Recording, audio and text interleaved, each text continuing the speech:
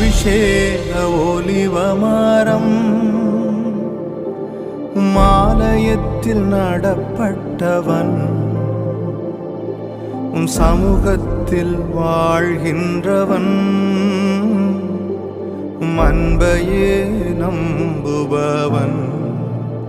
நானும் அபிஷேக ஒலிவமரம்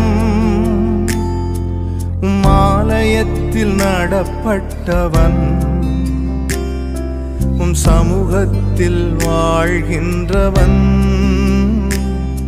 உம் அன்பையே நம்புபவன்